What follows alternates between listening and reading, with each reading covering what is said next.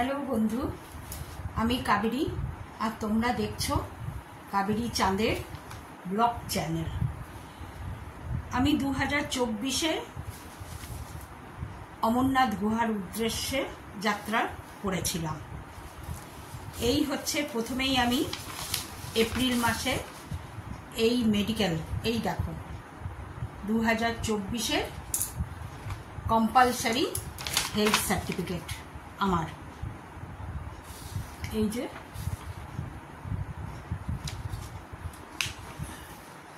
Health সুপারিনটেন্ডেন্টের signature আছে। তারপরেই বের করি যাত্রা পার্চি, এই যে যাত্রা পার্চি। আমি অনলাইনে বের করেছিলাম বলে এটা আমার কাছে থেকে গেছে। যদি অফলাইনে বের করতাম তাহলে এটা ব্যাংকে জমা নিয়ে নিত। তারপরে এই যে আমি যাত্রা পারমিট পাই, অনলাইনে বের করেছি। 16 তারিখে আমি গিয়েছিলাম পেহেলগাঁও হয়ে আমি গিয়েছিলাম। এবার তোমাদের বলি,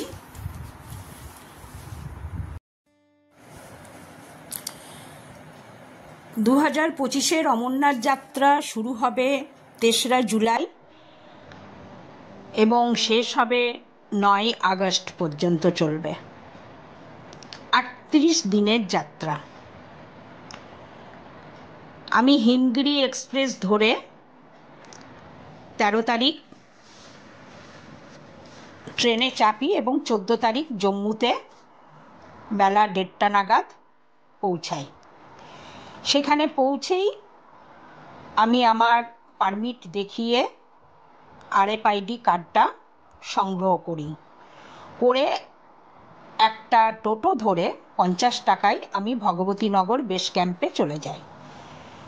সেখানে গিয়ে 50 টাকায় এসি হলে থাকার সুযোগ পাই এবং বাসের টিকিট করে নিই।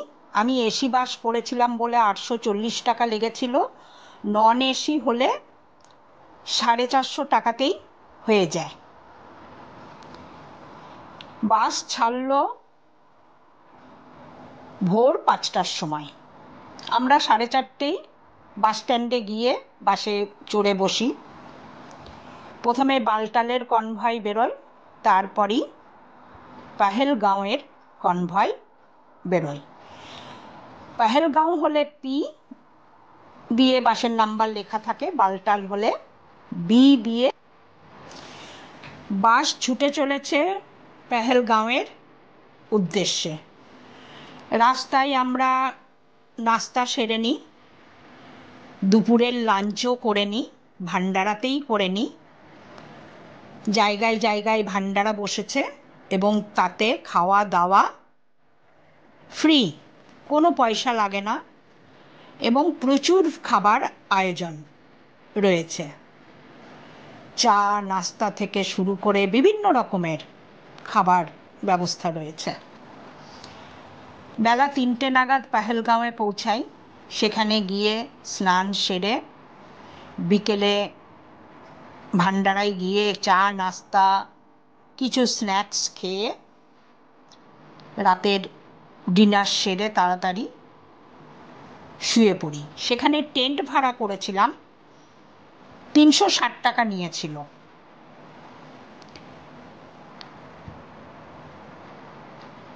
ভোরবেলা উঠে স্নান সেরে 200 টাকার বিনিময়ে একটা ক্যাব ভাড়া করে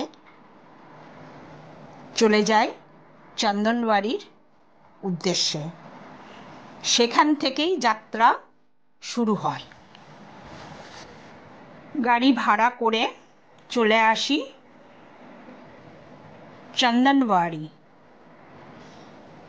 সেখানেও RFID কার্ডটা স্ক্যান হয়। স্ক্যান হওয়ার পর সেখান থেকেই যাত্রা শুরু হয়। যেহেতু আমি পহেলগাঁও হয়ে গিয়েছিলাম, তাই চন্দনবাড়ি থেকেই হাঁটা শুরু হয়। চন্দনবাড়ি, তারপর পিছুটপ, তারপর জজিবাল, সব পেরিয়ে শেষনাগ। শেষনাগে একদিন এক রাত্রি ছিলাম টেন্টে। সেখানে ভাড়া নিয়েছিল 700 টাকা। তারপর শেষনাগ থেকে আমরা চলে যাই পঞ্চতারণী। পঞ্চতারণী বেস ক্যাম্পে একদিন রাত্রি যাপন করি এবং পঞ্চতারণী থেকে বাবার গুহা 6 কিলোমিটার। সকাল সকাল স্নান সেরে বাবাকে দর্শন করে 9টা নাগাদ নিচে নেমে আসি। বাবার আশীর্বাদ নিয়ে বালটালের উদ্দেশ্যে যাত্রা শুরু করি। এই পথটা আমি ঘোড়ায় করেছিলাম। তো বন্ধুরা, সঙ্গে থাকো আর কমেন্টে লিখে জানিও তোমাদের আর কি কি জানার আছে অমরনাথ যাত্রার উদ্দেশ্যে। আমি পরের ভিডিওগুলোতে হাইট, ডিস্টেন্স এবং রেট, অমরনাথ যাত্রা করতে গেলে কত খরচ, পিছুটপ থেকে জজিবালের ডিস্টেন্স, জজিবাল থেকে শেষনাগের ডিস্টেন্স, শেষনাগ থেকে পঞ্চতারণীর ডিস্টেন্স, সমস্ত কিছু ডিটেলস জানিয়ে দেব। তো বন্ধুরা, আমার ভিডিও ভালো লেগে থাকলে অবশ্যই একটা লাইক, শেয়ার এবং সাবস্ক্রাইব করো।